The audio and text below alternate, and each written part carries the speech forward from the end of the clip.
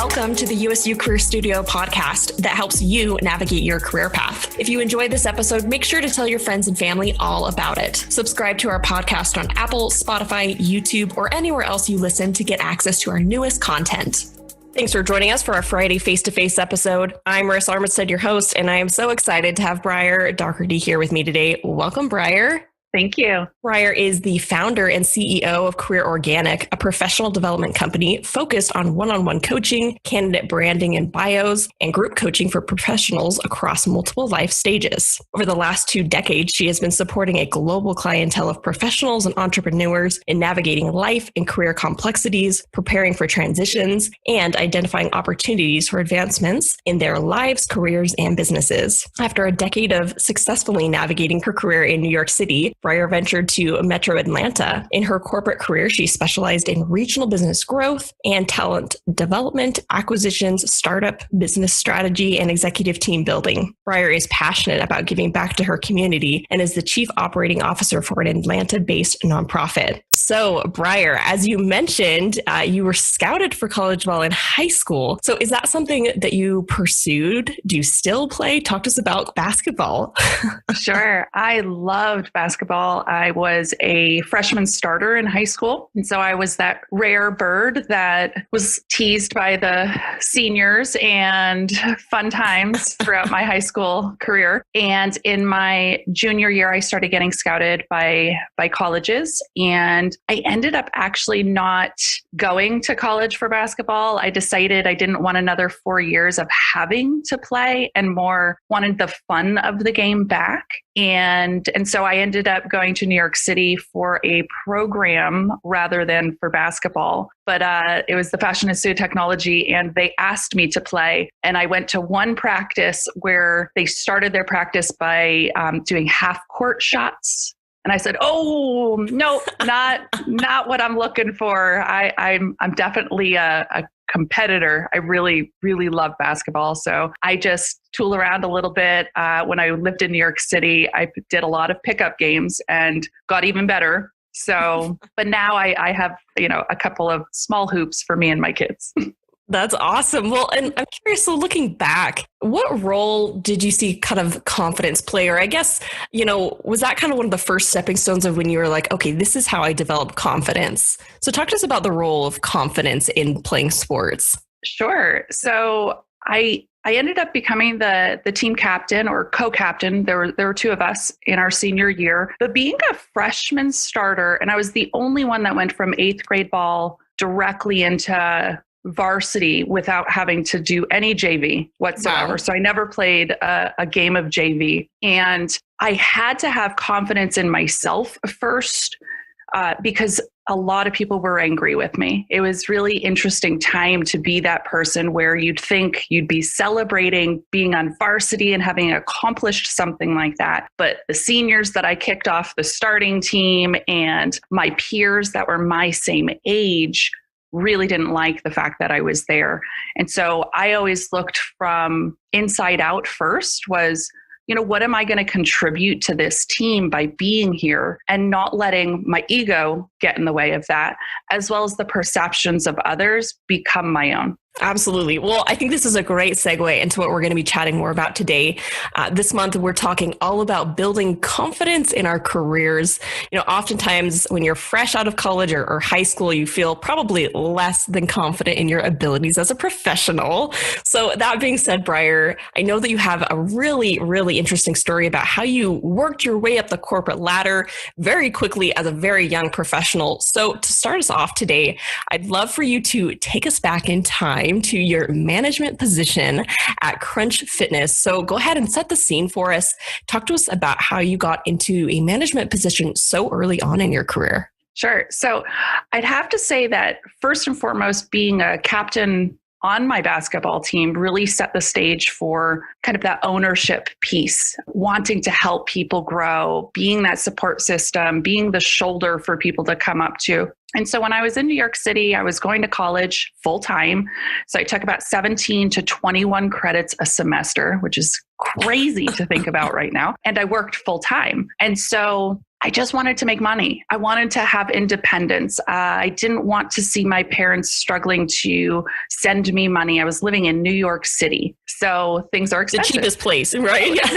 Exactly. So I said, I want some spending cash. So I went and I got a job. It was a Bed Bath & Beyond or something like that in New York City. And I wasn't making a lot of money and I was working my tail off. And I'm like, oh, I can't do this. And so I was speaking to a girlfriend in class and her boyfriend was running a Crunch Fitness, and it was 59th Street location. It's one of the largest. It's the second largest in New York City, or it was at the time. And she said, hey, why don't you, interview for this front desk job? And so I went to the interview. I nailed the interview. Again, I came from health and fitness. I had trained in a weight room for college basketball, which I thought I was going to be playing. And so I was very impassioned when it came to fitness. And so that came across during my interview, which was perfect because it gave me something that I had already done for years. And then I'm interviewing against that. So it fit really well. So that couldn't have lined up better for me. And so I got the job. I was working at front desk for about 2 months and I just started moving. I started helping out wherever I could. I was great with the customers. I was helpful with the management staff. I helped the PT department. And the manager came up to me one day and said, hey, I see that you are trying really hard. You're really helpful. And I'd like to promote you to a manager on duty and give you a little bit more responsibility. And so I took manager on duty to the next level, then got the assistant manager position. And then after that, I got transferred to the largest facility in all of Manhattan. And I was the assistant general manager down there. I was still in college. And they told me that I was not allowed to get my own club until I graduated college. And so the year that I was going to graduate was the year they gave me my own club. It was the Soho location. And the confidence piece for me was really big because most of my supervisors were 20 years older than me at that point, right, looking down at me like, you are young, you're ambitious, and that's all fine, but you have to work hard to get to where we are. And so I was constantly kind of challenged more than I'd say my peers who were older than me, because there was a lot more expectation or a lot more proving myself. And so again, I would say I looked internally for myself and said, what can I add as a big value to this organization, to these customers or clients, or, you call them members? What can I add to them that makes me fit in here, where I don't have to prove myself to them to do a good job? And that was, I think, one of the first times I went from, the basketball team where the coach was always saying, Briar's great. This is, please listen to her. And I had that support. Whereas in corporate career, I didn't have bosses that were supporting me in that way. They were constantly looking at me like I was going to fail one of these days. And it wasn't ego from a confidence standpoint. It was really if I can provide value to the people that we are serving, I will naturally see whether I'm doing a good job or not. And that was the proving and tipping point for me. Well, and I really love this idea of adding value as opposed to just working hard, because I think you can work really hard in a position or in a job, but if you don't have that added meaning of why you're doing it, I think sometimes you don't take it to the next level. So I really appreciate that. I have to pause though for a moment because you mentioned that at this time you're going to school full time, and by full time, I would add you to that category of crazy student by yourself. Like the 17 plus credits is a little bit crazy. It is. So then to add on a full-time job, talk to us about some of the challenges that you faced there and how you dealt with them or managed them. Sure. It was, I look back now where I am in my career and where I was then. And that was the point in time where I had to prioritize. It forced me to prioritize. And I feel like if that hadn't happened, I may have not pushed myself as hard later in life. And so I did have 17 to 21 credits per semester. I had this full-time job where I had to pick classes specifically like in the morning or, really knock them out between like 8 and 1 o'clock. And then I did the night shift, which was like a 3 p.m. to 11 closing time. And so I wasn't getting back home until at least after midnight. And then on the weekends, I would babysit for extra cash.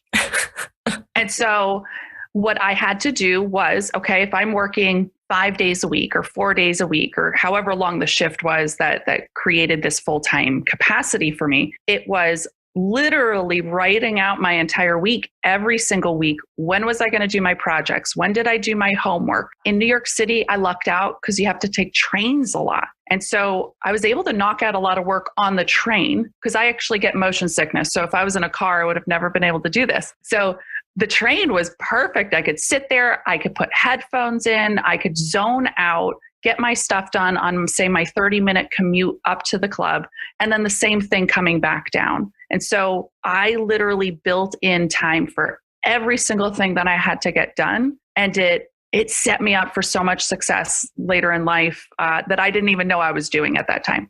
Crazy, but amazing. I love that.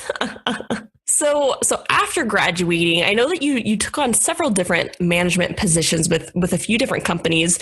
So talk to us in depth about some of those experiences and also the skills that you were learning during that time when you were doing heavily involved in this management side of business.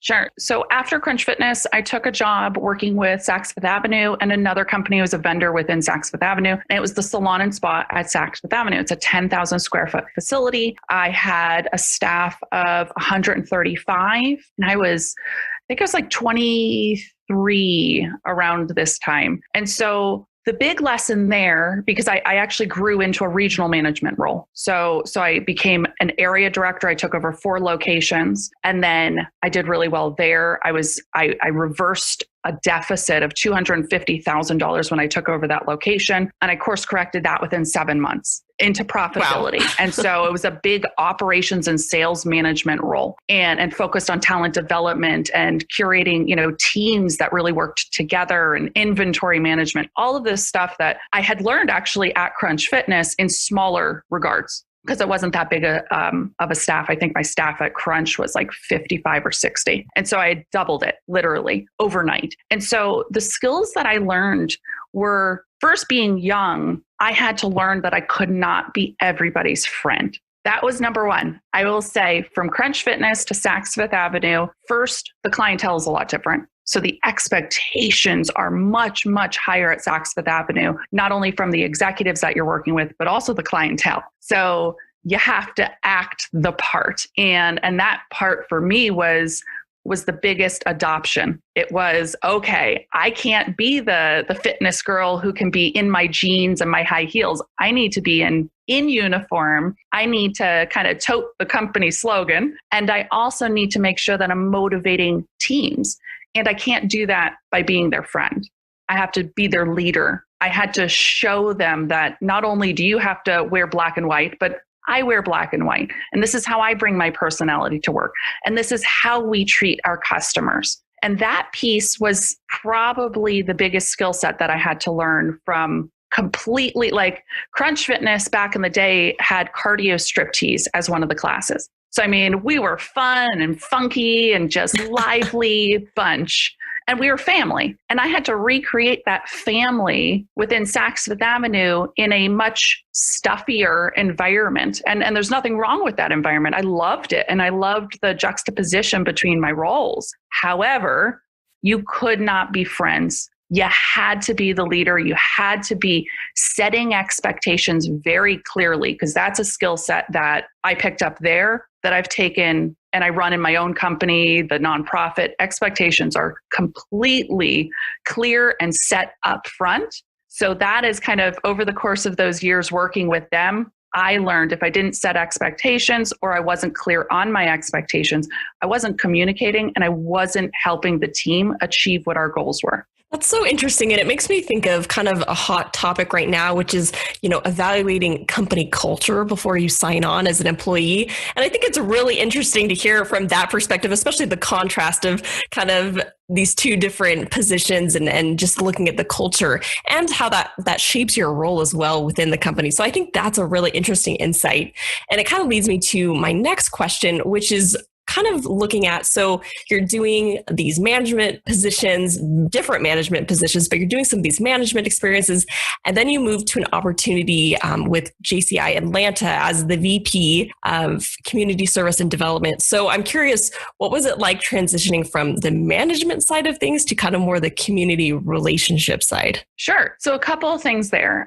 Number one, if I can add in just my tidbit about culture, is when I'm working with professionals and I'm coaching them on, their job search or a career transition or how to look at things, I'm a big reframer. And if I could take a moment to reframe what culture really means, I think this is really important for all professionals at all levels. I don't care if you're just starting out, if you're in an internship, because I hear awful stories about people going after culture before they go after the job. And so my coaching is go after the job, the title, the role, what you want to be doing, and then evaluate the culture while you're interviewing. Because you can be working for a company or interviewing with a company that is well known for culture, but culture is made by the people that are there. And if you have a horrible boss, that culture on that team is going to be horrific. So your girlfriend or your friend that's down the cubicle like 20 feet might have a different boss, and they might have their after parties and fun virtual, networking sessions with each other on Friday nights. That's great. But yours might not be that. So I always tell people, don't look at the company. Always interview across the board in multiple companies, multiple roles. And then there's some excellent questions that you can ask to actually get the meat of what the culture in that team is. So now, love that. My move down to Atlanta is interesting. So my time was numbered up at Saks Fifth Avenue. They had unfortunately let go of my VP, who was right above me. And so I knew that there was kind of a team shift, an organizational shift happening. And so I started interviewing. I actually took a role in Atlanta. It was not JCI, and moved down here. I was here for 2 weeks, and they said, I'd like to move you to DC first to open the DC market and then move you back to Atlanta. And I had been in New York City during 9/11. I had been watching a basketball game with my neighbor one night downtown, and we were evacuated from the bar because of a potential car bomb. And I said, I don't really want to move to the nation's capital. I think I'm good. And so I declined the job. So I was in a new market, no network connections. I knew no one. I had no friends, literally no one, and had to rebuild. And so JCI came about. I was networking with some neighbors, and one of my neighbors took me to a JCI meeting, it's a huge professional group. And we were the Atlanta chapter. And I went there and just fell in love with the people. It was amazing networking. I had never experienced this in New York City. So the warmth and like the genuine interest in each other was like, oh, I've found my home. And so I started going a lot more to these meetings and really enjoying the speakers and all of this. And so I started networking, and I actually ended up getting a job with Aveda, and that's where I continued my career and kept going. But then became additionally the VP of Community Development and Service for JCI Atlanta, and loved it. I absolutely loved it because my job was to find volunteer opportunities for professionals, busy professionals who wanted this to be a part of their lives, but didn't have the time to find it, source it, or actually plan themselves to do it. So putting it on a calendar for them and this membership to come together, it was amazing. And really that was the notion for me that led me into actually wanting to be a part of a nonprofit. So all of these interesting, pivots kind of have built where I am today, and I've capitalized on them. I've really enjoyed what I've done and be very, very intentional about those choices. So going from a management position into is still a leadership position, but it was to empower people. Yes, for their professional growth, but primarily for their personal development and like that holistic viewpoint of a professional, which I adored. That's so interesting. Well, and so I'm pausing for a minute and thinking, at any point in any of these positions, did you ever feel like an imposter? Like you weren't qualified, you shouldn't have been there? Were there ever feelings of that? From time to time, I get those feelings. The difference that I would say for me is I don't let that voice have space in my head. So I'm allowed to say those things. And I actually teach this. So I call it like this thought pattern process, right? And so you have a thought and you have to accept that you actually think it, right? So like people, they'll say, I don't belong. And I hear this a lot is I don't belong. I don't know enough to be here. Everybody's looking at me from, like, why are you here? And so we have this thought, and a lot of people go immediately into trying to erase the fact that they've ever had the thought. And so it just lingers inside them. And that's what it's like the pebble in your shoe. It gets bigger and bigger until you have a blister or a hole or a cut. And that's really what's happening internally to a lot of people nowadays. And so for some reason with me, and I think it's because of being in all of these situations from such a young age. I mean, I was, 14? Yeah. When I was a freshman starter and people were like, we don't like you here. And it was like, well, that's too bad. I'm contributing to the team. And so I had grown up just having to not let those thoughts have space in my head. And I realized what I was actually doing, and that's how I'm able to teach it now. But yes, I had those thoughts. And yes, I was like, I do think that, oh my goodness, I don't have a network down here. I'm never going to make it. Or I'm never going to rebuild to be a regional manager again, because I had to start over. I had to start as a general manager and work my way back up in a new market. And yes, those thoughts came, but I shut them down. It's okay, but do you want to feel like that? And that's the question at the end you ask yourself. And no, I did not want to carry that baggage around.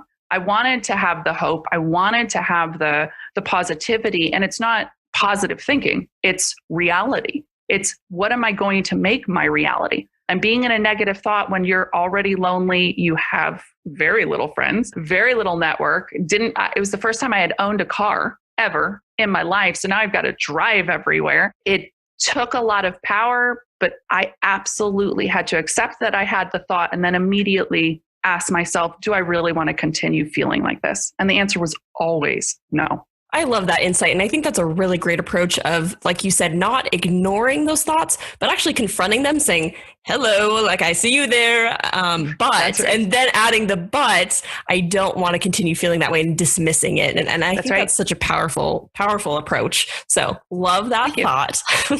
So I want to jump ahead a little bit in your career timeline to the career coaching business that you started in 2013. So I'm curious, where did this idea come from? And we've kind of seen a built progression as you've kind of walked us through some of the previous jobs, but talk to us about this next jump.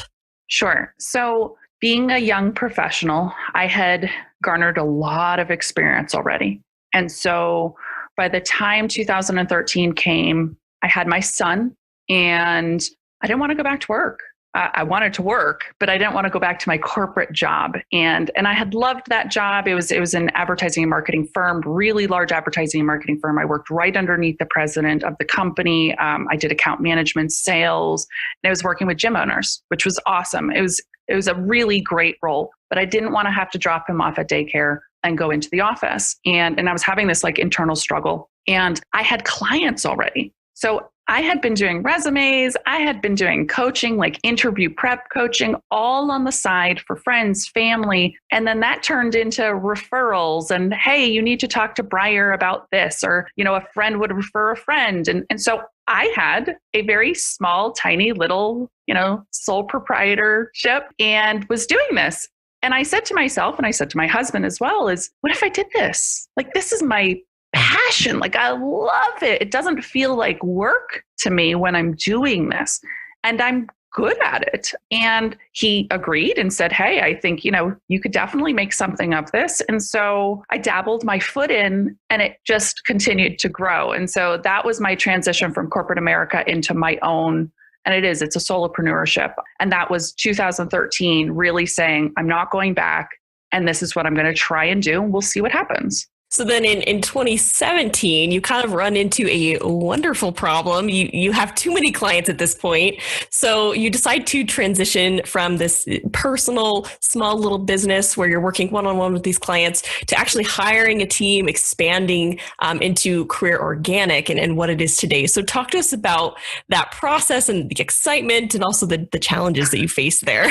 Absolutely. So it was interesting.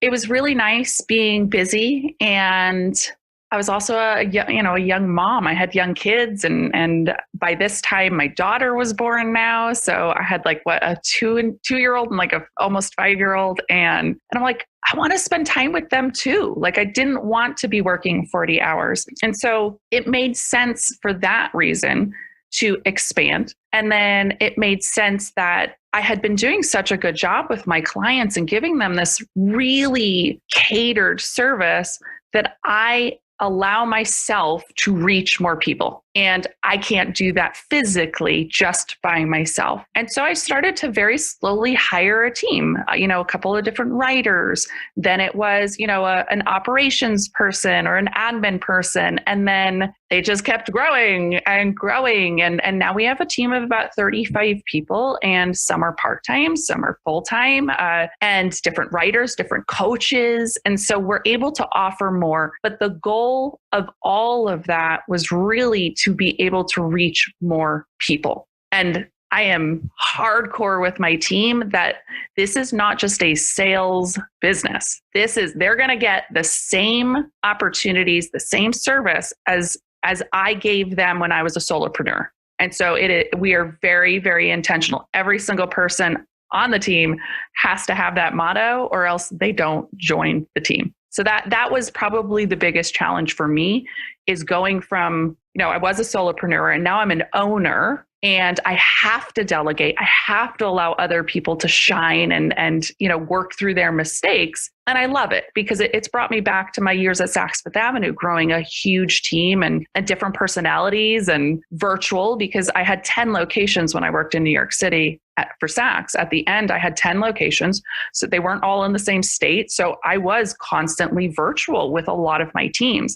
So it's kind of taken me back to that place, which seeing people grow on my team, it's magic. I love it. So not only do we get to grow a team internally, and I coach just about everyone, but you're also getting to work with clients at a high level. And I'm very intentional about our pricing too, so that we can work with more people. So I love those insights. And it's interesting, as we're talking about starting a business. So my husband and I, we took the plunge, and he runs his own basketball business, but especially in the early stages, and I would say we're still in the early stages of being business owners, but in those early on stages where we were putting down, as college students, we were putting down every cent we had towards this business.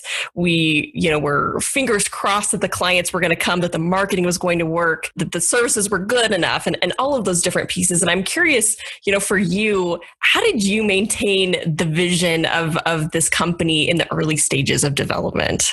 I didn't get robust quickly. So I would say, and I do coach entrepreneurs. So this is something that I talk about a lot, but I knew my business model. And if you don't know your business model when you start, that's when things get crazy. My business model was resumes, cover letters, LinkedIn. That was the core business, is our brand. We call it branding. It's our professional branding business. And that is our function. And so the coaching was secondary to begin with. Coaching for me now is primary. So I've been able to give the branding piece to a very adept team. And I continuously train them and oversee quality and things like that. And I come in on very difficult projects because there are professionals who have very niche roles that make sense to only a few people. And so I'll help them on those. However, I was able to step away.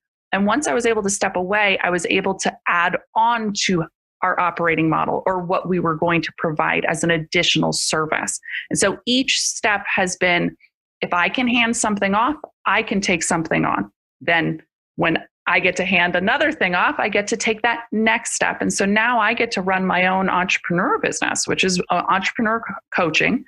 And complex career transitions because I'm a certified life coach as well. So I can kind of go back and forth and really look at the holistic client on a very hard problem or comprehensive issue, or even I work with couples as well. So I haven't been able to do that. And that wasn't my initial vision. It's really as I was able to gain traction with the team and the people that we had in place, I'm able to then start to vision the next couple of years down the road.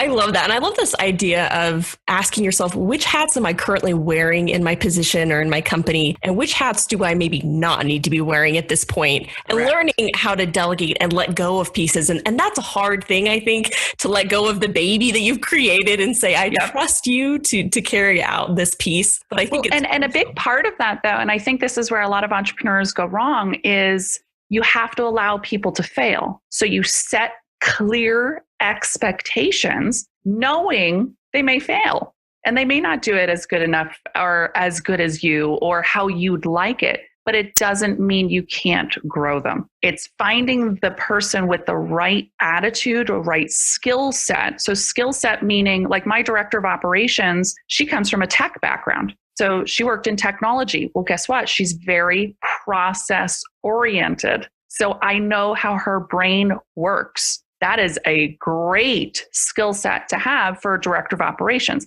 She knew nothing about the career coaching business or career navigation or anything like that. I can teach that all day, every day, but I needed the attitude to be there. She's purpose driven. She wants to perform for people. She really wants to provide great service. And then additionally, she's got that process mind. And I think entrepreneurs are looking for people that have the exact match a lot so that they can just hand it off and not have to teach. You're always teaching. So if you're an entrepreneur and you don't like teaching, you need to find a partner that does. Yeah, there you go. There you go. Oh, such great advice, Briar. And we're running out of time. So I do want to make sure we close with one final question. And that question is, if you could give our listeners one piece of advice about building career confidence, what would it be? I have thought long and hard about this. And I would say this, and it's a long-winded answer, so just bear with me here. Career confidence or confidence in general comes from internal, not external. And a lot of people are constantly, number one, comparing themselves to others. And number two, judging their own value or worth based on the feedback that they're getting or the recognition or lack of recognition that they're getting from the people around them. And I will say the reason that I've been successful in my life is for some strange reason early on in my career or, even my academic years, I constantly looked for myself to validate my own worth and what I was providing. And the reason I was able to do that is because I was constantly looking at how to contribute. And I think that for listeners, if you are struggling with feeling like an imposter or not knowing your value or saying I'm not good enough, it's because you're valuing external feedback more than your own. And if you focus on the bigger picture of how I can contribute to something, you're going to see for yourself how valuable you really are. I love this idea of really taking a look at yourself and asking some of those questions. I think that's such a great starting point. Well, Briar, I want to thank you so much for joining us today, your personal stories of growth and success. I just feel like there's so much to be learned from the example that you've set. So I so appreciate you being with us today. Oh, I loved it. Thank you for having me. And Briar, before we wrap up today, for listeners, especially who aren't Aggies and may not have access to any career services or resources, would you mind giving us just a brief overview of some of the services and programs that you offer? Sure. So for Career Organic, we have a lot of done-for-you services, which is resume writing, cover letters, LinkedIn profiles, bios, depending on the role. And then we also do the coaching services done for you. So it's one-on-one. We'll do career navigation. We'll do interview prep, salary negotiations. And then we have our group coaching programs, which are amazing. Our Career Cram program, which is career readiness. So it's for students, recent grads, and young professionals. And it is a group coaching setting, which I love because it's a collective learning environment. So it's monthly phone calls. It's a private LinkedIn group. And then we actually have an online website that has tons of information included. It's a monthly subscription. We're running a promo right now. It's $29 a month, but it's typically between $30 and $40 a month. And it gets people access that may not be able to do the done for you services. Perfect. For more information, you can visit the links below. Thanks for joining us here at the Career Studio today. Please remember to join us next week as we continue to discuss this month's theme of building career confidence.